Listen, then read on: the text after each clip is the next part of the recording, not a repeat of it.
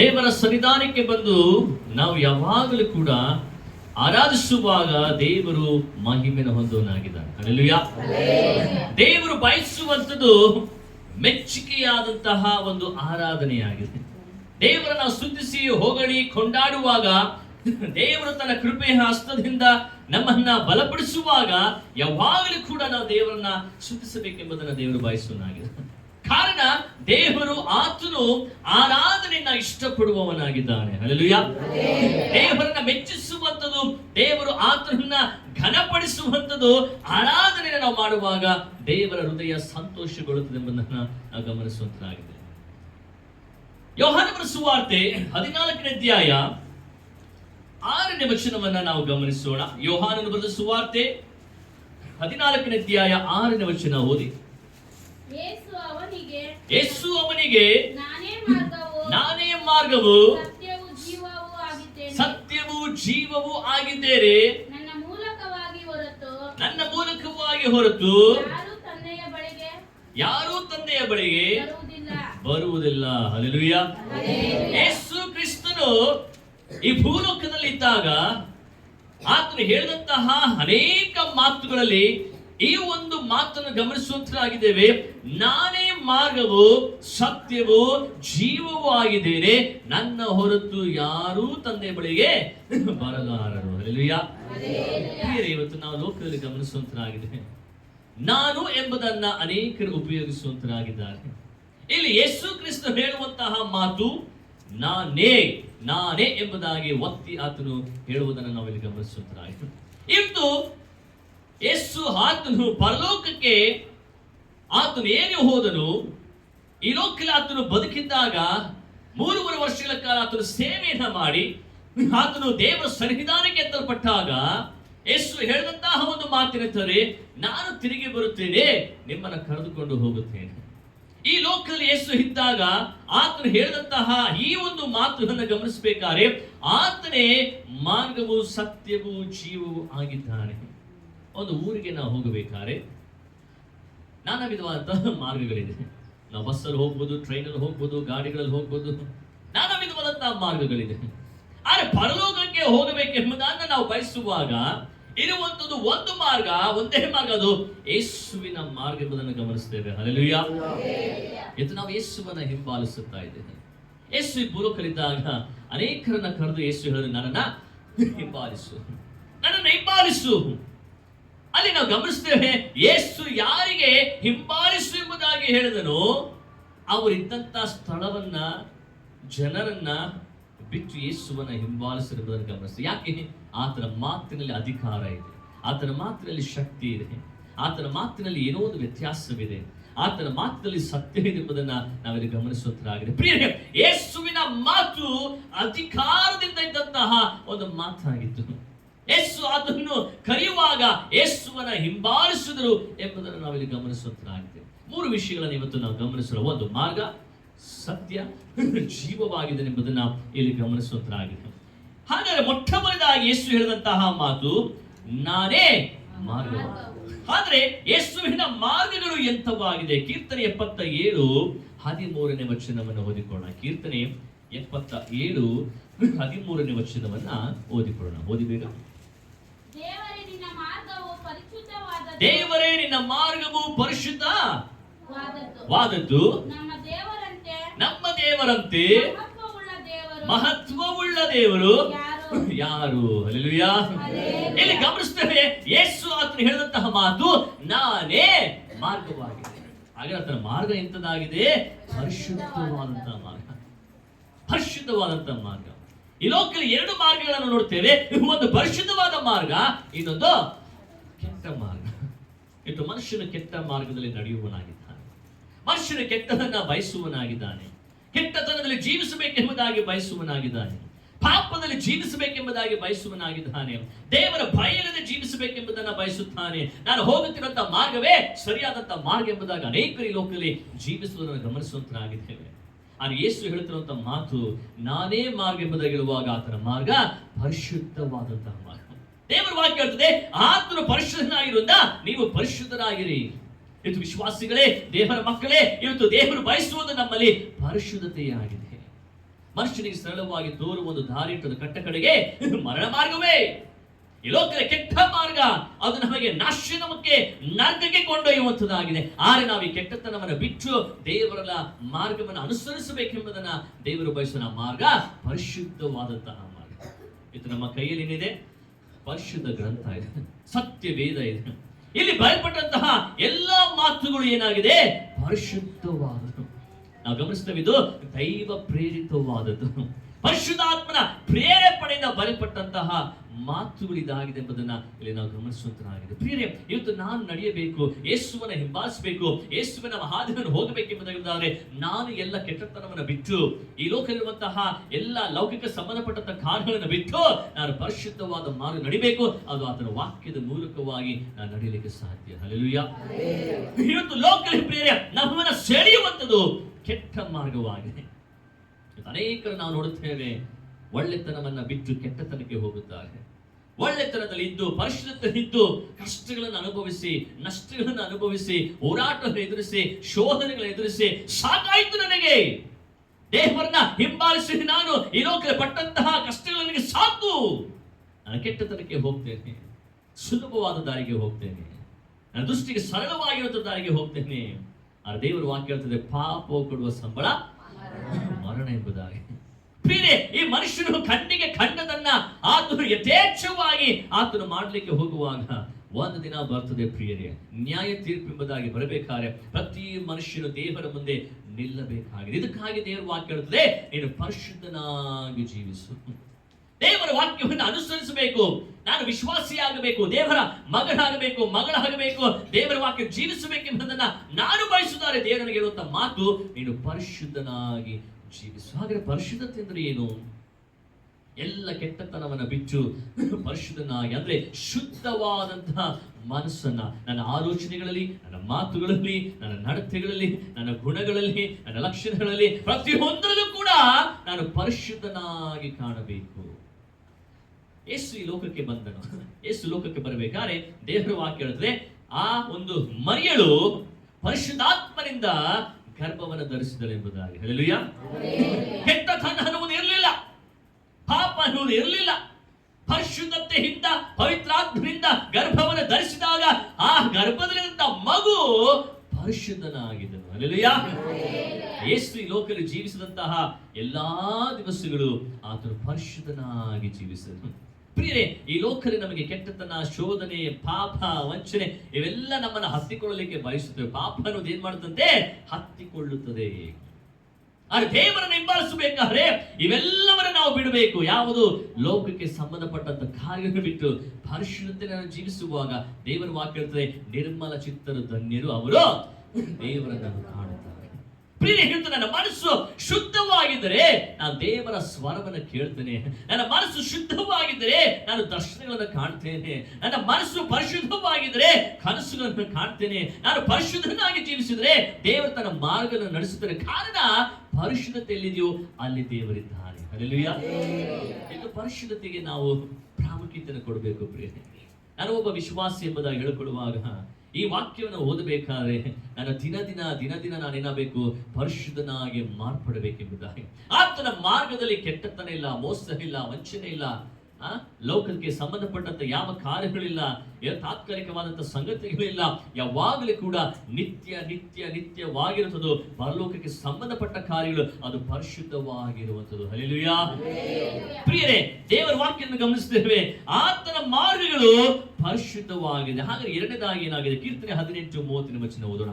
ಕೀರ್ತನೆ 18:30 ವಚನವನ್ನು ಓದೋಣ. ಓದಿ ಬೇಗ. ದೇವರ ಮಾರ್ಗವು ಯಾವ ದೋಷವಿಲ್ಲದು, ಯೆಹೋವನ ವಚನವು ಶುದ್ಧವಾದದು, ಆತನು ಗುರಾಣಿಯಾಗಿದ್ದಾನೆ. ಹಲ್ಲೆಲೂಯಾ. ದೇವರ ವಾಕ್ಯ ಹೇಳ್ತದೆ, ಆತನ ವಚನ ಏನಾಗಿದೆ ಅಂತೆ? ಶುದ್ಧವಾದದು, ಅದರಲ್ಲಿ ಏನಿಲ್ಲ, ದೋಷವಿಲ್ಲ. ಹಲ್ಲೆಲೂಯಾ. ಇವತ್ತು ನಾವು ಹಿಡಿದಿರುವಂತ ಸತ್ಯ ವೇದ ಏನಾಗಿದೆ ಅಂತೆ? ಶುದ್ಧವಾಗಿದೆ, ಅದರಲ್ಲಿ ಏನಿಲ್ಲ, ದೋಷವಿಲ್ಲ. ಅನೇಕ ಅನೇಕರು ಈ ಲೋಕದಲ್ಲಿ ಸತ್ಯವೇದದಲ್ಲಿ ದೋಷ ಇದೆ, ಕೆಟ್ಟದು ಇದೆ ಎಂಬುದಾಗಿ ಹುಡುಕಲಿಕ್ಕೆ ಪ್ರಾರಂಭ ಮಾಡಿದವರು ಅದರಲ್ಲಿ ದೋಷವನ್ನು ಹುಡುಕಲಿಕ್ಕೆ ಆಗಲಿಲ್ಲ. ಹಲ್ಲೆಲೂಯಾ. ಯಾಕೆಂದ್ರೆ ಅದು ಪರಿಶುದ್ಧವಾದಂತ ವಾಕ್ಯವಾಗಿದೆ. ಇದು ನಾನು ಸತ್ಯವೇದವನ್ನು ಓದಬೇಕಾದರೆ, ನಾನು ದೇವರ ವಾಕ್ಯವನ್ನು ತಿಳಿದುಕೊಳ್ಳಬೇಕಾದರೆ ನಾನು ದೋಷವಿಲ್ಲದವನಾಗಿ ಕಾಣಬರಬೇಕು. ದೇವರ ಸನ್ನಿಧಾನಕ್ಕೆ ನಾನು ಸೇರಿ ಬರಬೇಕಾದ್ರೆ ದೋಷವಿಲ್ಲದವನಾಗಿ ಕಾಣಬೇಕು. ದೇವರ ಮುಂದೆ ಬಂದು ನಿಂತುಕೊಂಡು ಆರಾಧನೆ ಮಾಡಬೇಕಾದ್ರೆ ನಾನು ದೋಷವಿಲ್ಲದವನಾಗಿ ಕಾಣಬೇಕು. ಕಾರಣ ನನ್ನ ದೇವರು ದೋಷವಿಲ್ಲದವನಾಗಿದ್ದಾನೆ. ಹಲ್ಲೆಲೂಯಾ. ನನ್ನ ದೇವರು ಪರಿಶುದ್ಧನಾಗಿದ್ದಾನೆ. ಅಪರಿಶುದ್ಧತೆಯಲ್ಲಿ ನಾವು ಜೀವಿಸಬೇಕೆಂಬುದನ್ನ ದೇವರು ಬಯಸುವನಾಗಿದ್ದಾನೆ. ಪ್ರಿಯರೇ, ದೇವರ ಮಾರ್ಗ ಯಾವಾಗಲೂ ಕೂಡ ಸತ್ಯವಾಗಿರುವಂಥದ್ದು. ದೇವರ ಮಾರ್ಗ ಪರಿಶುದ್ಧವಾಗಿರುವಂಥದ್ದು. ಆ ಮಾರ್ಗದಲ್ಲಿ ಇವತ್ತು ನಾವು ನಡೆಯಬೇಕೆಂಬುದನ್ನ ದೇವರು ಬಹಳವಾಗಿ ನಮ್ಮನ್ನು ಬಯಸುವನಾಗಿದೆ. ಈ ಮಾರ್ಗದಲ್ಲಿ ನಾವು ನಡೆಯಬೇಕೆಂಬುದಾಗಿ ಬಯಸುವಾಗ ಅನೇಕ ರೀತಿಯಾಗಿ ಸೈತಾನ ನಮಗೆ ಏನ್ ಮಾಡ್ತಾನೆ, ಅಡೆತಡೆಗಳನ್ನು ತರ್ತಾನೆ. ನಾನು ಯಾವ ತಪ್ಪನ್ನು ಮಾಡಬಾರ್ದು, ಯಾವ ಕೆಟ್ಟದನ್ನು ಮಾಡಬಾರ್ದು, ಯಾವ ಶೋಧನೆಗೆ ಒಳಗಾಗಬಾರದು, ದೇವರ ವಾಕ್ಯ ನಂಬಬೇಕು, ಪರಿಶುದ್ಧನಾಗಿ ಜೀವಿಸಬೇಕು, ಸತ್ಯದಲ್ಲಿ ನಡಿಬೇಕು, ದೋಷವಿಲ್ಲದಾಗಿ ಇರಬೇಕೆಂಬುದಾಗಿ ಬಯಸುವಾಗಲೇ ಸೈತಾನ ಏನ್ ಮಾಡ್ತಾನೆ, ಶೋಧನೆಗಳನ್ನು ತಂದು ಹಾಕುತ್ತಾನೆ. ಪಾಪವನ್ನು ಮಾಡುವ ಹಾಗೆ, ಶೋಧನೆಗೆ ಒಳಗಾಗುವ ಹಾಗೆ ಅನೇಕ ವಿಧವಾಗಿ ಸೈತಾನ ಹೋರಾಟ ತಂದು ಹಾಕುತ್ತಾನೆ. ಅವಳು ಉಂಟು ಮಾಡಲ್ಪಟ್ಟಾಗ ಪರಿಶುದ್ಧವಾಗಿ ಉಂಟು ಮಾಡಲ್ಪಟ್ಟಳು, ಕೆಟ್ಟವಳಾಗಿ ಉಂಟು ಮಾಡಲ್ಪಟ್ಟಿಲ್ಲ, ಪರಿಶುದ್ಧವಾಗಿ ಉಂಟು ಮಾಡಲ್ಪಟ್ಟಳು. ಆದರೆ ಸೈತಾನ ಏನು ಮಾಡಿದ, ಅವಳನ್ನ ಪಾಪಕ್ಕೆ ಬೀಳಿಸಿದ, ಶೋಧನೆಗೆ ಬೀಳಿಸಿದ. ಕಾರಣ ಅವಳು ಪಾಪಕ್ಕೆ ಒಳಗಾದಳು, ಸೈತಾನ ಮಾತಿಗೆ ಒಳಗಾದಳು. ಪ್ರಿಯರೇ, ಇವತ್ತು ಪರಿಶುದ್ಧ ಮಾರ್ಗನ ಜೀವಿಸಬೇಕಾದ್ರೆ ಸೈತಾನ ಅನೇಕ ಬಾರಿ ನಮಗೆ ಅನೇಕ ವಿಷಯವನ್ನು ಹೇಳ್ತಾನೆ ಇರ್ತಾರೆ. ನಾವು ಅವುಗಳಿಗೆ ಕಿವಿಗೊಡಬಾರದು. ಅನೇಕ ಶೋಧನೆ ತರ್ತಾನೆ, ಶೋಧನೆಗೆ ಒಳಗಾಗಬಾರದು. ಅನೇಕ ಹೋರಾಟ ತರ್ತಾನೆ, ಅವುಗಳಿಗೆ ನಾವು ಸೋಲಬಾರದು. ಹಲ್ಲೆಲೂಯಾ. ಆತ್ಮಕ್ಕೂ ಶರೀರಗೂ ಯಾವಾಗಲೂ ಹೋರಾಟ ಇರುತ್ತದೆ. ಆತ್ಮ ಹೇಳುತ್ತೆ ನೀನು ಕೆಟ್ಟದನ್ನ ಮಾಡು, ಶರೀರ ಹೇಳುತ್ತೆ ನೀನು ಕೆಟ್ಟದನ್ನ ಮಾಡು, ಆತ್ಮ ಹೇಳುತ್ತೆ ನೀನು ಪರಿಶುದ್ಧನಾಗಿ ಜೀವಿಸು. ಹಲ್ಲೆಲೂಯಾ. ಈ ದೇಹಕ್ಕೂ ಆತ್ಮಕ್ಕೂ ಯಾವಾಗಲೂ ಕೂಡ ಹೋರಾಟವಾಗ್ತದೆ ಇರ್ತದೆ. ಈ ದೇಹ ಅನ್ನುವುದು ಪರಿಶುದ್ಧತೆಯನ್ನು ಇಷ್ಟಪಡೋದಿಲ್ಲ, ಪರಿಶುದ್ಧವಾಗಿ ಜೀವಿಸಲಿಕ್ಕೆ ಬಯಸುವುದಿಲ್ಲ. ಈ ದೇಹ ಲೋಕದ ಕಾರ್ಯಗಳನ್ನ ಮೆಚ್ಚಿಸಬೇಕೆಂಬುದಾಗಿ ಬಯಸ್ತಾರೆ. ಆದರೆ ನಮ್ಮೊಳಗಿರುವಂತಹ ಆತ್ಮ, ದೇವರ ಆತ್ಮ ಬಯಸುವಂಥದ್ದು ಪರಿಶುದ್ಧನಾಗಿ ನಾನು ಜೀವಿಸಬೇಕು, ದೇವರ ವಾಕ್ಯ ನಾನು ಜೀವಿಸಬೇಕು, ಪ್ರಾರ್ಥನೆಯಲ್ಲಿ ಬೆಳೆಯಬೇಕು, ನಂಬಿಕೆಯಲ್ಲಿ ಬೆಳೆಯಬೇಕು, ವಿಶ್ವಾಸದಲ್ಲಿ ಬೆಳೆಯಬೇಕು, ದೇವರಿಗೆ ಮೆಚ್ಚುಗೆಯಾಗಿ ಜೀವಿಸಬೇಕು, ಆತನ ವಾಗ್ದಾನಗಳನ್ನು ನಂಬಬೇಕು, ವಾಕ್ಯ ನಂಬಬೇಕು, ಹಿಂಬಾಲಿಸಬೇಕು, ಓದಿ ನಾನು ಪರಲೋಕಕ್ಕೆ ಎತ್ತಲ್ಪಡಬೇಕು, ಪರಿಶುದ್ಧನಾಗಿ ನಾನು ಕಾಣಬರಬೇಕೆಂಬುದಾಗಿ ನಾನು ಬಯಸಬೇಕಾದ್ರೆ ಶರೀರ ಅದಕ್ಕೆ ವಿರುದ್ಧವಾಗಿ ಹೋರಾಡ್ತಾ ಇರ್ತದೆ. ಪ್ರಿಯರೇ, ದೇವರ ಮಾರ್ಗಗಳು ಪರಿಶುದ್ಧವಾದ್ದು, ಆತನ ವಾಕ್ಯ ದೋಷವಿಲ್ಲದೆಂಬುದನ್ನು ಗಮನಿಸುವಂತರಾಗಿದೆ. ಹಲ್ಲೆಲೂಯಾ. ಎರಡನೇದಾಗಿ ನಾವು ನೋಡುತ್ತೇವೆ, ಯೇಸು ಹೇಳಿದಂತಹ ಮಾತು ನಾನೇ ಸತ್ಯವಾಗಿದೆ. ಮೊಟ್ಟ ಮೊದಲಾಗಿ ನಾನೇ ಮಾರ್ಗವಾಗಿದ್ದೇನೆ. ಎರಡನೇದಾಗಿ ಯೇಸು ಹೇಳಿದಂತಹ ಮಾತು ನಾನೇ ಸತ್ಯವಾಗಿದೆ. ಹಾಗೆ ಸತ್ಯ ಅಂದ್ರೆ ಏನು? ಇರುವುದನ್ನ ಇದ್ದ ಹಾಗೆ ಹೇಳುವುದು ಸತ್ಯ, ತಿರುಚಿ ಹೇಳುವಂಥದ್ದಲ್ಲ. ಸತ್ಯವೇದ ಎಂಬುದಾಗಿ ಇವತ್ತು ನಮಗೆ ಕೊಡಲ್ಪಟ್ಟಿದೆ. ಯಾಕೆ? ಅದರಲ್ಲಿ ಬರೆಯಲ್ಪಟ್ಟಿರುವುದು ಎಲ್ಲಾ ಮಾತುಗಳು ಏನಾಗಿದೆ? ಸತ್ಯವಾಗಿದೆ. ಹಲ್ಲೆಲೂಯಾ. ಇದು ಸತ್ಯವು ಎಲ್ಲಿದೆ? ಈ ಲೋಕದಲ್ಲಿ ಅನೇಕರು ಹೇಳುವಂತ ಮಾತು, ಇವತ್ತು ಸತ್ಯ ಎಲ್ಲಿದೆ? ಎಲ್ಲಿ ನೋಡು ಕೂಡ ಅನ್ಯಾಯ, ಮೋಸ, ವಂಚನೆ, ಕೆಟ್ಟತನ, ಎಲ್ಲಿ ಹೋರು ಕೂಡ ನ್ಯಾಯ ಅನ್ನುವುದಿಲ್ಲ. ಎಲ್ಲಿ ನೋಡಿದ್ರು ಕೂಡ ಮೋಸ, ಕೆಟ್ಟದನ್ನ, ವಂಚನೆ, ನನಗೆ ಅನೇಕ ವಿಧವಾದಂತಹ ಅನ್ಯಾಯವಾಗಿದೆ ಎಂಬುದಾಗಿ ಮನುಷ್ಯರು ಹೇಳುವುದನ್ನು ಗಮನಿಸುವಂತರಾಗಿದೆ. ಸತ್ಯ ಅನ್ನೋದು ಎಲ್ಲೂ ಕೂಡ ಇಲ್ಲ. ಆದರೆ ಯೇಸು ಹೇಳ್ತಿರುವಂತಹ ಮಾತಂದ್ರೆ ನಾನೇ ಸತ್ಯವಾಗಿದೆ, ಆತನ ವಾಕ್ಯದಲ್ಲಿ ಸತ್ಯ ಇದೆ ಎಂಬುದನ್ನು ಗಮನಿಸುತ್ತೇವೆ. ಪ್ರಿಯರೇ, ಇದು ಸತ್ಯಕ್ಕಾಗಿ ಮನುಷ್ಯನು ಹುಡುಕುತ್ತಾ ಇದ್ದಾನ. ಸತ್ಯಕ್ಕಾಗಿ ನೀವು ಹುಡುಕುತ್ತಾ ಇದ್ದೀರಾ. ಸತ್ಯವು ಎಲ್ಲಿ ಸಿಗುತ್ತದೆ ಎಂಬುದಾಗಿ ಹುಡುಕುತ್ತಾ ಇದ್ದೀರಾ. ಇದು ಮನುಷ್ಯನಲ್ಲಿ ಸತ್ಯ ಸಿಗುವುದಿಲ್ಲ, ಲೋಕದಲ್ಲಿ ಸತ್ಯ ಸಿಗುವುದಿಲ್ಲ. ಸತ್ಯ ಸಿಗುವುದು ಆತನ ಪರಿಶುದ್ಧವಾದಂತಹ ವಾಕ್ಯದಲ್ಲಿ ಎಂಬುದನ್ನು ಇಲ್ಲಿ ನಾವು ಗಮನಿಸುವಂತರಾಗಿದ್ದೇವೆ. ಪ್ರಿಯರೇ, ಈ ಸತ್ಯಕ್ಕಾಗಿ ನಾವು ಜೀವಿಸುತ್ತಾ ಇದ್ದೇವೆ. ಹಾಗಾದ್ರೆ ಸತ್ಯ ಅಂದ್ರೆ ಏನು? ಯೋಹಾನ ಬರೆದ ಸುವಾರ್ತೆ 17ನೇ ಅಧ್ಯಾಯ 17ನೇ ವಚನ. ಯೋಹಾನನು ಬರೆದ ಸುವಾರ್ತೆ 17ನೇ ಅಧ್ಯಾಯ 17ನೇ ವಚನವನ್ನು ನಾವು ಓದಿಕೊಳ್ಳೋಣ. ಬೇಗ ಓದಿ. ನಿನ್ನ ವಾಕ್ಯವೇ ಸತ್ಯವು, ನೀನು ನನ್ನನ್ನು ಲೋಕಕ್ಕೆ ಕಳಿಸಿಕೊಟ್ಟಂತೆ ನಾನು ಇವರನ್ನು ಲೋಕಕ್ಕೆ ಕಳಿಸಿಕೊಟ್ಟೆನು. ದೇವರ ವಾಕ್ಯದಲ್ಲಿ ನಾವು ಗಮನಿಸುವಂತರಾಗಿದ್ದೇವೆ. ಆತನ ವಾಕ್ಯ ಏನಾಗಿದೆ ಅಂತೆ? ಸತ್ಯವಾಗಿದೆ. ಹಲ್ಲೆಲೂಯಾ. ಆ ವಾಕ್ಯ ಯಾರು? ಯೇಸು ಕ್ರಿಸ್ತನು. ಹಲ್ಲೆಲೂಯಾ. ದೇವರ ವಾಕ್ಯ ಇರ್ತದೆ, ವಾಕ್ಯದಲ್ಲಿ ಸತ್ಯ ಇದೆ. ಆ ವಾಕ್ಯವೇ ಯೇಸು ಕ್ರಿಸ್ತನು. ಆದಿಯಲ್ಲಿ ವಾಕ್ಯವಿತ್ತು, ವಾಕ್ಯ ದೇವರ ಬಳಿ ಇತ್ತು, ವಾಕ್ಯವೇ ದೇವರ ಹತ್ರ. ಆ ವಾಕ್ಯವೆಂಬುವನು ಮನುಷ್ಯನಾಗಿ ಲೋಕಕ್ಕೆ ಬಂದು ಆ ಮನುಷ್ಯನು ಹೇಳಿದಂತ ಮಾತು, ನಾನೇ ಸತ್ಯವಾಗಿದ್ದೇನೆ. ಹಲ್ಲೆಲೂಯಾ. ಇದು ಸತ್ಯವನ್ನು ಅರಿತುಕೊಳ್ಳಬೇಕು. ಈ ಸತ್ಯ ಅಂದರೆ ಏನು? ಎಷ್ಟು ನಿಜವಾದಂತಹ ದೇವರು, ಎಷ್ಟು ಲೋಕದ ರಕ್ಷಕನೆಂಬಂತ ಸತ್ಯವನ್ನ ಇವತ್ತು ನಾವು ಕಂಡುಕೊಳ್ತಾ ಇದ್ದೇವೆ. ನನಗಾಗಿ, ನನ್ನ ಪಾಪಗಳಿಗಾಗಿ ಪ್ರಾಣ ಕೊಟ್ಟಂತವರು ಈ ಲೋಕದಲ್ಲಿ ಯಾರಿದ್ದಾರೆ? ನನ್ನ ಪಾಪಗಳಿಗಾಗಿ ಈ ಲೋಕದಲ್ಲಿ ಹೋರಾಟವನ್ನು ಅನುಭವಿಸುವರು ಯಾರಿದ್ದಾರೆ? ನನ್ನ ಪಾಪಗಳಿಗಾಗಿ ಸತ್ತು ಜೀವಿತನಾಗಿ ಎದ್ದು ಬಂದಂತವ್ರು ಯಾರಿದ್ದಾರೆ? ಯೇಸು ಕ್ರಿಸ್ತನಾಥನಂತ ಮಾತು, ನಾನೇ ಸತ್ಯವಾಗಿ, ಅಂದ್ರೆ ಯೇಸು ಕೊಟ್ಟ ಮಾತು ನೆರವೇರಿಸಿದ. ದೇವರ ವಾಕ್ಯದಲ್ಲಿ ಗಮನಿಸ್ತೇವೆ, ದೇವರು ಆತನು ಮನುಷ್ಯನ ಮೇಲೆ ಬಹಳ ಪ್ರೀತಿನೇ ಇತ್ತಲ್ವಾ? ದೇವರು ಲೋಕದ ಮೇಲೆ ಎಷ್ಟೋ ಪ್ರೀತಿ ಇರ್ತಾನೆ, ಒಬ್ಬನೇ ಮಗನನ್ನು ಕಳಿಸಲು ಕಾರಣ ಒಬ್ಬರು ನಾಶವಾಗಬಾರದು. ಯಾಕೆ? ಆತನು ಸತ್ಯವಾಗಿ ಹೇಳಿದನು, ಸತ್ಯವಾಗಿ ಯೇಸುವನ್ನು ಕಳಿಸಿದನು. ಆ ಯೇಸು ಸತ್ಯವಾಗಿ ಶಿಲುಬೆ ಮೇಲೆ ಪ್ರಾಣ ಕೊಟ್ಟನು. ಹಲ್ಲೆಲೂಯಾ. ಆತನ ಮಾತು ಸತ್ಯ, ಆತನ ಕ್ರಿಯೆಗಳಲ್ಲಿ ಸತ್ಯ ಗಮನಿಸುತ್ತೇವೆ. ಆತನ ವಾಕ್ಯಗಳಲ್ಲಿ ಸತ್ಯ, ಆತನ ವಾಗ್ದಾನಗಳಲ್ಲಿ ಸತ್ಯ. ಬೇರೆ ಈ ಸತ್ಯವು ಯಾವಾಗಲೂ ಇರುವಂಥದ್ದು. ಕೇವಲ ಒಂದು ಸಮಯ ಇದ್ದಂಥ ಸತ್ಯವಲ್ಲ. ಸತ್ಯವೇದ ಬಲ್ಪಟ್ಟು ಸಾವಿರಾರು ವರ್ಷಗಳಾಗಿರೂ ಕೂಡ ಅದಿನ್ನು ಕೂಡ ಸತ್ಯವಾಗಿ ಇದೆ. ಹಲ್ಲೆಲೂಯಾ. ಈ ಸತ್ಯವನ್ನು ನಾವು ಹಿಂಬಾಲಿಸುತ್ತಾ ಇದ್ದೇವಾ? ಇವತ್ತು ನಮಗೆ ಸತ್ಯ ಗೊತ್ತಿರಲಿಲ್ಲ, ಇವತ್ತು ಸತ್ಯವನ್ನು ಅರಿತವರಾಗಿದ್ದೇವೆ, ಸತ್ಯವನ್ನು ತಿಳಿದುಕೊಂಡಿದ್ದೇವೆ. ಆ ಸತ್ಯ ನಮಗೆ ಏನ್ ಮಾಡುತ್ತಂತೆ? ಬಿಡುಗಡೆಯನ್ನು ಕೊಡುತ್ತದಾಗಿದೆ. ಸತ್ಯವನ್ನು ತಿಳಿದುಕೋ, ಸತ್ಯ ನಿಮ್ಗೆ ಏನ್ ಕೊಡುತ್ತೆ? ಬಿಡುಗಡೆಯನ್ನು. ಪಾಪದಿಂದ ಬಿಡುಗಡೆ, ಕೆಟ್ಟದಿಂದ ಬಿಡುಗಡೆ, ಶೋಧದಿಂದ ಬಿಡುಗಡೆ, ಸೈತನ ಕೈಯಿಂದ ಬಿಡುಗಡೆ, ನರಕದಿಂದ ಬಿಡುಗಡೆ, ಹೋರಾಟದಿಂದ ಬಿಡುಗಡೆ, ಮಾಟ ಮತ್ತು ಶಕ್ತಿಯಿಂದ ಬಿಡುಗಡೆ. ಯೇಸುವಿನ ಮಾರ್ಗ ನಮಗೆ ಸತ್ಯವಾಗಿರುವಾಗ ಆ ಮಾರ್ಗದಿಂದ ಇವತ್ತು ನಮಗೆ ಸಂಪೂರ್ಣವಾಗಿ ಬಿಡುಗಡೆಯನ್ನು ದೇವರು ಕೊಟ್ಟಿದ್ದಾನೆ. ಹಲ್ಲೆಲೂಯಾ. ಸತ್ಯವು ಇವತ್ತು ಅಸತ್ಯ ಏನಿದೆ ನಮ್ಮ ಹೃದಯದಲ್ಲಿ ನೆಲೆಗೊಳ್ಳಬೇಕು. ಯಾಕೆ? ಆ ಸತ್ಯ ಯೇಸು ಕ್ರಿಸ್ತನಾಗಿರುವಾಗ ಆ ಸತ್ಯದಲ್ಲಿ ನಾವು ಜೀವಿಸಬೇಕೆಂಬುದನ್ನ ದೇವರು ಬಯಸುವನಾಗಿದೆ. ಇನ್ನೊಂದು ಮಾತನ್ನು ಗಮನಿಸೋಣ. ಮತ್ತಾಯನ ಬರೆದ ಸುವಾರ್ತೆ 16ನೇ ಅಧ್ಯಾಯ 16ನೇ ವಚನ. ಮತ್ತಾಯನ ಬರೆದ ಸುವಾರ್ತೆ 16ನೇ ಅಧ್ಯಾಯ 16ನೇ ವಚನವನ್ನು ಓದಿ. ನೀನು ಬರಬೇಕಾಗಿರುವ ಕ್ರಿಸ್ತನು ಜೀವ ಸ್ವರೂಪನಾದ ದೇವರು ಕುಮಾರನು ಎಂದು ಉತ್ತರ ಕೊಟ್ಟನು. ಹಲ್ಲೆಲೂಯಾ. ದೇವರ ವಾಕ್ಯ ಹೇಳುತ್ತದೆ, ಸತ್ಯ ಅಂದ್ರೆ ಏನು? ಯೇಸು ಜೀವಕುಮಾರ. ಹಲ್ಲೆಲೂಯಾ. ದೇವಕುಮಾರನು ಅಥವಾ ಮೆಸ್ಸಿಯನು ಎಂಬುದನ್ನು ಗಮನಿಸುತ್ತದಾಗಿದೆ. ಇವತ್ತು ಪ್ರಿಯರೇ, ಯೇಸು ಈ ಲೋಕದಲ್ಲಿ ಜೀವಿಸಿದಂತಹ ದಿನಗಳು ಕೇವಲ ಮನುಷ್ಯನಾಗಿ ಜೀವಿಸಲಿಲ್ಲ. ಆತನು ಅನೇಕ ಅದ್ಭುತಗಳನ್ನು ಮಾಡಿದನು, ಅನೇಕ ಸೂಚಕಾರ್ಯಗಳನ್ನು ಮಾಡಿದನು, ಅನೇಕರಿಗೆ ಬಿಡುಗಡೆಗಳನ್ನು ಕೊಟ್ಟನು, ಅನೇಕರಿಗೆ ಸ್ವಸ್ಥತೆಗಳನ್ನು ಕೊಟ್ಟನು. ಕಾರಣ ಯೇಸು ದೇವರಾಗಿದ್ದನು. ಹಲ್ಲೆಲೂಯಾ. ಆತನು ಮೆಸ್ಸಿಯನಾಗಿದ್ದನು ಎಂಬುದನ್ನು ಗಮನಿಸುತ್ತೇವೆ. ಇವತ್ತು ನಮ್ಮನ್ನು ಹುಡುಕಿಕೊಂಡು ಈ ಲೋಕಕ್ಕೆ ಬಂದನು. ಯೇಸು ಕ್ರಿಸ್ತನು ಹೇಳಿದಂತಹ ಮಾತು, ನಾನು ಬಂದಿದ್ದು ನೀತಿವಂತರಿಗೋಸ್ಕರ ಅಲ್ಲ. ಹಲ್ಲೆಲೂಯಾ. ನಾನು ಬಂದಿದ್ದು ನೀತಿವಂತರಿಗೋಸ್ಕರ ಅಲ್ಲ. ಯಾರಿಗೋಸ್ಕರ? ಪಾಪಿಗಳಿಗೋಸ್ಕರ. ಯಾಕೆ?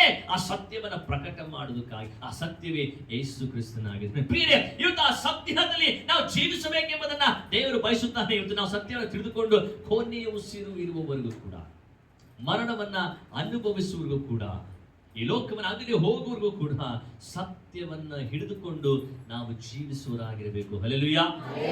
ಈ ಲೋಕದಲ್ಲಿ ಸೈತಾನ ಅನೇಕ ವಿಧವಾಗಿ ನಮ್ಮನ್ನ ಈ ಸತ್ಯದಿಂದ ಹೊರತರ್ತಾನೆ. ಸಣ್ಣ ಸಣ್ಣ ವಿಷಯಗಳಿಗೆ ಸುಳ್ಳುಗಳನ್ನು ಹೇಳುವಂಥದ್ದು ಕೂಡ ಪಾಪವಾಗಿದೆ. ಸತ್ಯಕ್ಕೆ ವಿರುದ್ಧವಾಗಿರುವುದೇನು? ಸತ್ಯಕ್ಕೆ ವಿರುದ್ಧವಾಗಿರುವುದು ಸುಳ್ಳು. ಅನೇಕ ಸುಳ್ಳುಗಳನ್ನು ಹೇಳಿಕೊಂಡು ಜೀವಿಸುತ್ತಾರೆ. ಆದರೆ ದೇವರ ವಾಕ್ಯ ಇರ್ತದೆ, ಸತ್ಯಕ್ಕೆ ಜಯ ಎಂಬುದಾಗಿ. ಹಲ್ಲೆಲೂಯಾ. ಯಾವುದಕ್ಕೆ ಜಯ? ಸತ್ಯಕ್ಕೆ ಜಯ. ಕಾರಣ ಸತ್ಯವು ಯಾವಾಗಲೂ ಕೂಡ ಬೆಳಕಿನಲ್ಲಿ ಸಾರಲ್ಪಡುತ್ತದೆ, ಕತ್ತಲೆಯಲ್ಲಿ ಅಲ್ಲ. ಬೆಳಕಿನಲ್ಲಿ ಸಾರಲ್ಪಡುವುದಿಲ್ಲ. ಆ ಯೇಸು ಈ ಲೋಕಕ್ಕೆ ಬೆಳಕಾಗಿ ಬಂದನು, ಬೆಳಕಾಗಿದ್ದುಕೊಂಡು ಈ ಲೋಕದಲ್ಲಿ ಸಾರಿದನು, ಸತ್ಯವನ್ನ ಸಾರ. ಸತ್ಯ ಆತನು ಯೇಸು ಕ್ರಿಸ್ತನು ನಿಜವಾದಂತ ದೇವ ಕುಮಾರನಾಗಿದ್ದನು. ಹಲ್ಲೆಲೂಯಾ. ಇವತ್ತು ಆ ಯೇಸುವನ್ನು ನಾವು ನಂಬಿದ್ದೇವಾ? ಆತನಲ್ಲಿ ವಿಶ್ವಾಸವಿಟ್ಟಿದ್ದೇವಾ? ಆತನ ಹಿಂಬಾಲಿಸುತ್ತಾ ಇದ್ದೇವಾ? ಆತನ ನಂಬಿಕೆ ಇಟ್ಟಿದ್ದೇವಾ? ಆತನ ವಾಕ್ಯವನ್ನು ಅನುಸರಿಸುತ್ತಾ ಇದ್ದೇವಾ? ಪ್ರಿಯರೇ, ಆ ಸತ್ಯವನ್ನು ಅರಿತವರಾದಂತ ನಾವುಗಳು ಇವತ್ತು ವಾಕ್ಯದಲ್ಲಿ ಜೀವಿಸಬೇಕೆಂಬುದನ್ನ ದೇವರು ಬಯಸುವನಾಗಿದ್ದಾನೆ. ಹಲ್ಲೆಲೂಯಾ. ಯೇಸು ಹೇಳಿದ್ರು, ನಾನೇ ಮಾರ್ಗವು ನಾನು ಸತ್ಯವೂ, ಮೂರನೇದಾಗಿ ನಾನೇ ಜೀವವೂ ಆಗಿದ್ದೇನೆ. ಯೋಹಾನ ಬರೆದ ಸುವಾರ್ತೆ 3ನೇ ಅಧ್ಯಾಯ 36ನೇ ವಚನ ಓದೋಣ. ಯೋಹಾನನು ಬರೆದಂತ ಸುವಾರ್ತೆ 3ನೇ ಅಧ್ಯಾಯ 36ನೇ ವಚನ. ಆತನ ಮಗನನ್ನ ನಂಬುವನಿಗೆ ನಿತ್ಯ ಜೀವವುಂಟು, ಮಗನಿಗೆ ಒಳಗಾಗದವನು ಜೀವವನ್ನು ಕಾಣುವುದೇ ಇಲ್ಲ. ಹಲ್ಲೆಲೂಯಾ. ದೇವರ ವಾಕ್ಯದಲ್ಲಿ ಬಹಳ ಸ್ಪಷ್ಟವಾಗಿರುತ್ತದೆ, ಆತನನ್ನ ನಂಬುವವರಿಗೆ ನಿತ್ಯ ಜೀವ ಏನಿದೆ? ನಿತ್ಯ ಜೀವ. ಇತ್ತು ನಮ್ಮಲ್ಲಿ ಜೀವ ಇದೆ, ಏನಿದೆ ಅಂದ್ರೆ ನಾವು ಬದುಕುತ್ತಾ ಇದ್ದೇವೆ, ನಮ್ಮಲ್ಲಿ ಉಸಿರಿದೆ. ಈ ಉಸಿರು ಹೋದ್ರೆ ನಾವು ಮಣ್ಣಿಗೆ ಸೇರ್ತೇವೆ ಎಂಬುದಾಗಿ ದೇವರ ವಾಕ್ಯ ಹೇಳ್ತದೆ. ಮನುಷ್ಯನ ಕೇವಲ ಉಸಿರು ಹೋಗಲು ಮಣ್ಣಿಗೆ ಸೇರುತ್ತಾನೆ. ಮನುಷ್ಯನು ಶಾಶ್ವತನಲ್ಲ, ನಮ್ಮಲ್ಲಿ ಜೀವ ಇದೆ. ಆದ್ರೆ ಯೇಸು ಹೇಳ್ತಾ ಇದ್ದಾರೆ, ನಿನಗೆ ಜೀವ ಅಲ್ಲ, ನಿತ್ಯ ಜೀವವನ್ನು ಕೊಡುತ್ತೇನೆ. ಹಲ್ಲೆಲೂಯಾ. ಅಂದ್ರೆ ಈ ಲೋಕದಲ್ಲಿ ನಾವು ಬದುಕಿ ಯೇಸುವನ್ನ ನಂಬಿ ನಾವು ಸಾಯುವಾಗ ಇದು ಮನುಷ್ಯರು ಹೇಳಿದಂತ ಮಾತಲ್ಲ, ದೇವರು ಹೇಳಿದಂತ ಮಾತು ಏನಂತಂದ್ರೆ, ನಾನು ನಿಮಗೆ ನಿತ್ಯ ಜೀವವನ್ನು ಕೊಡುತ್ತೇನೆ ಎಂಬುದಾಗಿ. ಹಲ್ಲೆಲೂಯಾ. ಹಣಕ್ಕಲ್ಲ, ಬೆಳ್ಳಿಗಲ್ಲ, ಬಂಗಾರವಲ್ಲ, ಉಚಿತವಾಗಿ ಕೊಡುತ್ತೇನೆ. ಹಲ್ಲೆಲೂಯಾ. ಸ್ವಾಮಿ ಆತನು ಹೇಳಿದನು, ನನ್ನ ನಂಬುವವರು ಸತ್ತರು ಕೂಡ ಬದುಕುತ್ತಾರೆ. ಹಲ್ಲೆಲೂಯಾ. ಇದು ನಾವು ಬದುಕುವುದು ಅಂದ್ರೆ ಪಾಪದ ಪಾಲಿಗೆ ನಾವು ಸತ್ತವರಾದೆವು ಅಲ್ವಾ? ನಾವು ಪಾಪದ ಪಾಲಿಗೆ ಅಂದ್ರೆ ಈ ಲೋಕದಲ್ಲಿ ನಾವು ಜೀವಿಸುವಾಗ ಎಲ್ಲ ಕೆಟ್ಟತನ, ಪಾಪವನ್ನ, ಶೋಧನೆ ಒಳಗಾಗಿ ದೇವರ ವಿರುದ್ಧವಾಗಿ ಎಲ್ಲವನ್ನ ಮಾಡುತ್ತಾ ನಾವು ಏನಾಗಿದ್ವಿ? ಸತ್ತವರಾಗಿದ್ವಿ. ಅಂದ್ರೆ ನಮ್ಮಲ್ಲಿ ವಾಕ್ಯ ಇರಲಿಲ್ಲ, ಪ್ರಾರ್ಥನೆ ಇರಲಿಲ್ಲ, ಆತ್ಮಿಕತೆ ಇಲ್ಲ, ದೇವರ ಪ್ರಸನ್ನತೆ ಇಲ್ಲ, ದೇವರ ಮಹಿಮೆನ ಅನುಭವಿಸ್ತಿಲ್ಲ. ಆದರೆ ಯೇಸು ಕ್ರಿಸ್ತ ಈ ಲೋಕಕ್ಕೆ ಬಂದು ನಮಗೋಸ್ಕರವಾಗಿ ಪ್ರಾಣವನ್ನು ಕೊಟ್ಟಾಗ, ನಮಗೋಸ್ಕರವಾಗಿ ತನ್ನ ರಕ್ತವನ್ನ ಚೆಲ್ಲಿದಾಗ ದೇವರ ವಾಕ್ಯ ಹೇಳುತ್ತದೆ, ನಾವು ನೂತನ ಸೃಷ್ಟಿಯಾಗಿ ನಾವು ತಿರುಗಿ ಬದುಕಿದೆವು. ಹಲ್ಲೆಲೂಯಾ. ಪಾಪದ ಪಾಲಿಗೆ ಸತ್ತೆವು, ಈಗ ನಾವು ದೇವರಿಗಾಗಿ ಜೀವಿಸಿದೆವು. ಇಷ್ಟು ಮಾತ್ರವಲ್ಲ, ನಾವು ಪರಲೋಕದಲ್ಲಿ ನಿತ್ಯವಾಗಿ ಜೀವಿಸುತ್ತೇವೆ. ಹಲ್ಲೆಲೂಯಾ. ಯೇಸು ತಿರುಗಿ ಬಂದು ನಮ್ಮನ್ನು ಕರ್ಕೊಂಡು ಹೋಗಬೇಕಾದರೆ ಅಲ್ಲಿ ದೇವರ ವಾಕ್ಯ ಹೇಳ್ತದೆ, ನೀವು ನಿತ್ಯವಾಗಿ ವಾಸಿಸುತ್ತೀರಾ. ಪ್ರಿಯರೇ, ಎಂತ ದೇವರು ನಮ್ಮ ದೇವರಾಗಿದೆ. ದೇವರ ವಾಕ್ಯ ಹೇಳ್ತದೆ, ನಿಮಗೆ ಜೀವ ಕೊಟ್ಟಂತ ದೇವರು. ನೋಡಿ, ಆದಾಮನನ್ನ ಮನುಷ್ಯರನ್ನ ದೇವರು ಉಂಟು ಮಾಡಿದಾಗ ಆದಾಮನಿಗೆ ತನ್ನ ಉಸಿರನ್ನ ದೇವರು ತಾನೇನ್ ಮಾಡಿದ್ರು? ಉಸಿರನ್ನ ಆತನು ಕೊಟ್ಟಾಗ ಆತನು ಬದುಕುವನಾದನ್ನು ಗಮನಿಸ್ತೇನೆ. ಆ ಉಸಿರು ಹೋಗಲು ಅವನು ಮಣ್ಣಿಗೆ ಸೇರುತ್ತಾನೆ. ಈ ಉಸಿರು ಬಿಡಿ, ಆದ್ರೆ ಏನು ನಮ್ಮಲ್ಲಿ ದೇವರು ಇಟ್ಟಿದ್ದಾರೆ? ಆತ್ಮವನ್ನ ಇಟ್ಟಿದ್ದಾನೆ. ಹಲ್ಲೆಲೂಯಾ. ದೇವರ ಆತ್ಮವನ್ನು ನಮ್ಮಲ್ಲಿ ಇಟ್ಟಿದ್ದಾನೆ. ಈ ಆತ್ಮ ದೇವರಿಗಾಗಿ ತವಕ ಪಡುತ್ತಾ ಇರ್ತದೆ. ಈ ಆತ್ಮ ದೇವರಿಂದ ಬಂದು ತಿರುಗಿ ಹೋಗಬೇಕು, ದೇವರ ಬಳಿಗೆ ಹೋಗಬೇಕೆಂಬುದಾಗಿ ತವಕ ಪಡುತ್ತಾ ಇರ್ತದೆ. ಪ್ರಿಯರೇ, ಈ ಶರೀರ ಒಂದಿನ ನಶಿಸುವವರು ಕೂಡ ಆತ್ಮನದು ಶಾಶ್ವತವಾಗಿ ಜೀವಿಸುತ್ತದೆ. ನಾವು ಯಾವುದಕ್ಕಾಗಿ ಪ್ರಯಾಸ ಪಡಬೇಕು? ಆತ್ಮನಿಗಾಗಿ. ನಿತ್ಯ ಜೀವ ಹೊಂದಿಕೊಳ್ಳುವುದು ಈ ಶರೀರ ಅಲ್ಲ, ಈ ನಮ್ಮೊಳಗಿರುವಂತಹ ಆತ್ಮ. ಹಲ್ಲೆಲೂಯಾ. ಇವತ್ತು ನಾವು ಪ್ರಯಾಸ ಪಡಬೇಕಾಗಿದೆ ಹೆಚ್ಚಾಗಿ ನಮ್ಮ ಶರೀರಕ್ಕಲ್ಲ, ನಮ್ಮ ಆತ್ಮನಿಗಾಗಿ.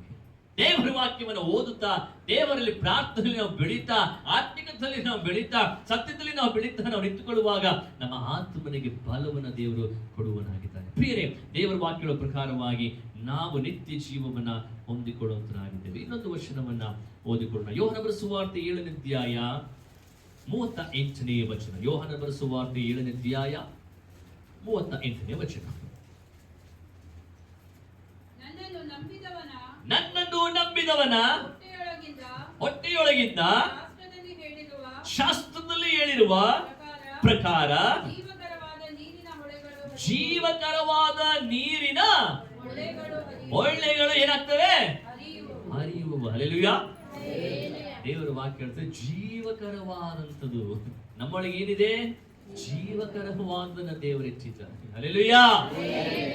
ನಾವು ಈ ಲೋಕದಲ್ಲಿ ಒಂದಿನ ಸತ್ತರೂ ಕೂಡ ಜೀವಕರವಾದನ್ನ ದೇವರು ನಮ್ಮಲ್ಲಿ ಇಟ್ಟಿದ್ದಾನೆ. ಕಾರಣ ನಾವು ನಿತ್ಯ ಜೀವವನ್ನು ಹೊಂದಬೇಕೆಂಬುದಾಗಿ. ಹಲ್ಲೆಲೂಯಾ.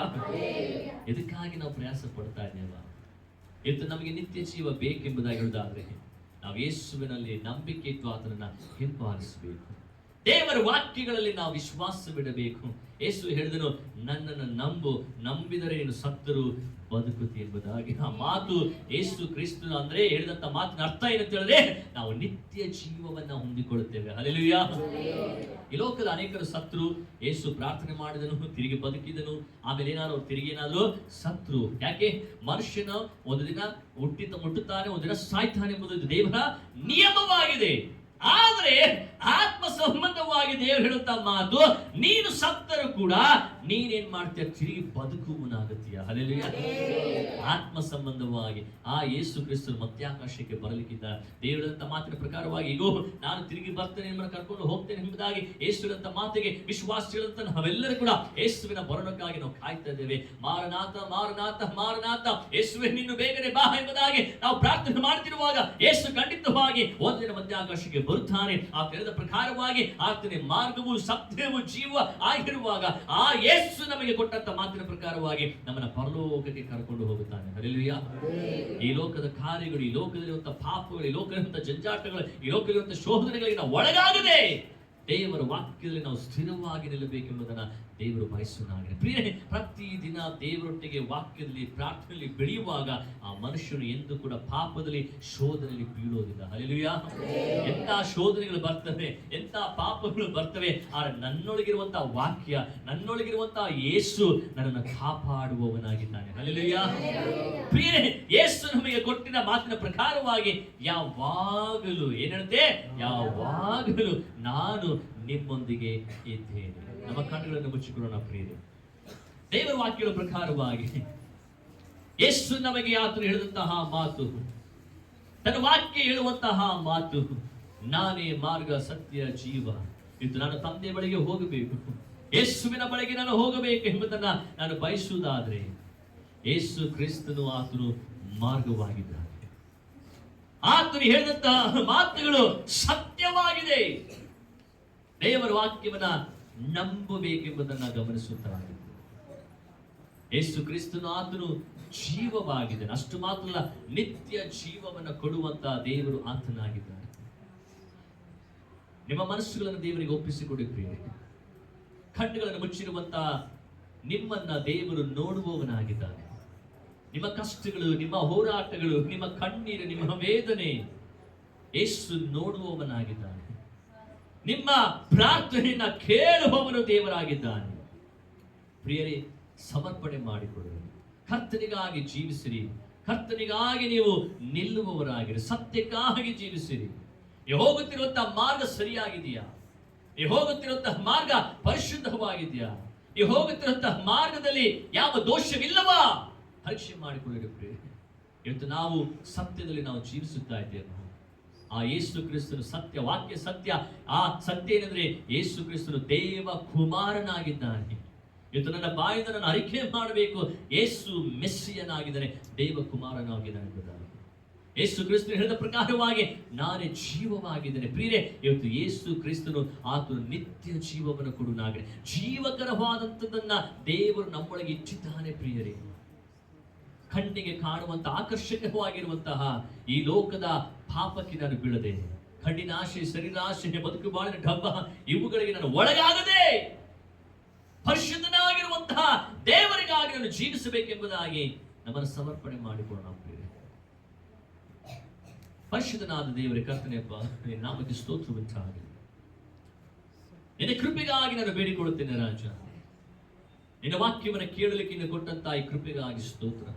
ಈ ವಾಕ್ಯವನ್ನು ಕೇಳಿದಂತ ಪ್ರತಿ ನಿನ್ನ ಮಕ್ಕಳನ್ನ ನೀನು ಹೇರಳವಾಗಿ ಆಶೀರ್ವಾದ ಮಾಡಿಸುವ, ವಾಕ್ಯದಲ್ಲಿ ನೆಲೆಗೊಂಡು ವಾಕ್ಯದಲ್ಲಿ ಜೀವಿಸುತ್ತಾ ವಾಕ್ಯ ಪ್ರಕಾರವಾಗಿ ನಡೆಯುತ್ತಾ ತಕ್ಕ ಕಾದ್ರೆ ಫಲ ಕೊಡುವಂತ ಮಕ್ಕಳಾಗಿ, ತಕ್ಕ ಕಾದ್ರೆ ನಿನಗೆ ಮಹಿಮೆ ತರುವಂತ ಮಕ್ಕಳಾಗಿ ನೀನು ಮಾರ್ಪಡಿಸಬೇಕಾಗಿ ನಾನು ಬೇಡಿಕೊಳ್ಳುತ್ತೇನೆ ಸ್ವಾಮಿ. ಎಲ್ಲ ನಿನ್ನ ಕೃಪೆಗಾಗಿ ಸ್ತೋತ್ರ. ನಿರಂತರವಾಗಿ ನಿನ್ನ ಮಾರ್ಗದಲ್ಲಿ, ನಿನ್ನ ಸತ್ಯದಲ್ಲಿ ಜೀವಕ್ಕಾಗಿ ನಾವು ಪ್ರಯಾಸ ಪಡುತ್ತಾ, ಕರ್ತನಿನ ಬರೋಣಕ್ಕಾಗಿ ಎದುರುತ್ತಾ, ನಿನಗಾಗಿಯೇ ನಾವು ತವಕ ಪಡುತ್ತಾ, ನಮ್ಮ ಜೀವಿತವನ್ನ ಕರ್ತನಿಗೆ ನಿನಗೆ ಸಮರ್ಪಣೆ ಮಾಡಿಕೊಂಡು ನಾವು ಜೀವಿಸಲಿಕ್ಕೆ ಇನ್ನೆಚ್ಚಿನ ಬಲ, ನಂಬಿಕೆ, ನಿನ್ನ ಕೃಪೆಯನ್ನ ನಮಗೆ ನೀನು ಕೊಡಬೇಕಾಗಿ ನಾನು ಬೇಡಿಕೊಡುತ್ತಾ, ಘನವು ಮಾನ್ಯವು ಪ್ರಭಾವ ನಿನ್ನೊಬ್ಬನಿಗೆ ಸಲ್ಲಿಸುವ ಯೇಸುವಿನ ನಾಮದಲ್ಲಿ ನಂಬಿಕೆಯಿಂದ ಬೇಡಿ ಹೊಂದಿದ್ದೇವೆ. ನಮ್ಮ ತಂದೆಯಾದಂಥ ದೇವರೇ, ಕರ್ತನಿಗೆ ಆಶೀರ್ವಾದ.